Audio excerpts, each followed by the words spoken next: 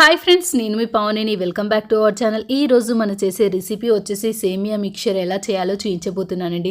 First 1 cup సేమియా తీసుకొని 4 cups వాటర్ని యాడ్ చేసుకొని కొంచెం సాల్ట్ని కొంచెం ఆయిల్ని యాడ్ చేసుకోవాలండి.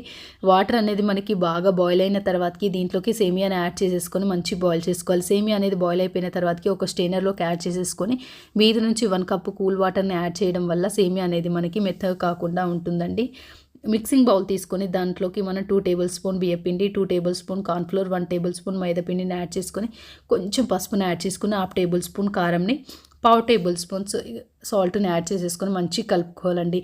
పిండి మొత్తాన్ని మంచిగా కలుపుకున్న తర్వాతకి ముందుగా బాయిల్ చేసి పెట్టుకున్న సేమియాని దీంట్లో యాడ్ చేసేసుకొని ఈ పిండి మొత్తం మనకి సేమియాకి అప్లై చేసేసుకోవాలండి. ఈ విధంగా మంచిగా కలుపుకున్న తర్వాతకి ఇలా జల్లించుకోవడం వల్ల మనం ఈ పిండిలో ఉన్న పౌడర్ మొత్తం రాలిపోవడం జరుగుతుంది. ఆయిల్ అనేది పాడు కాకుండా ఉంటుంది.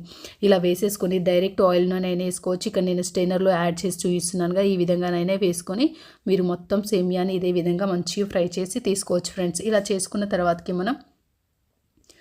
మనకు 1 కప్పు పల్లీలను తీసుకొని అదేవిధంగా కొంచెం కాజుని కొంచెం కరివేపాకుని కూడా తీసుకొని మంచి ఫ్రై చేసుకొని వెల్లుల్లి రెబ్బల్ని కూడా మనం మంచి ఫ్రై చేసేసుకొని అన్నింటినీ ముందుగా ఫ్రై చేసి పెట్టుకున్న సేమియాలోకి యాడ్ చేసేసుకొని మంచి కలుపుకొని సర్వ్ చేసుకుందామంటే తిన్నా కొద్దీ తినాలనిపించే సేమియా కారపూస అయితే రెడీ అయిపోయింది. Thank you for watching video. Please like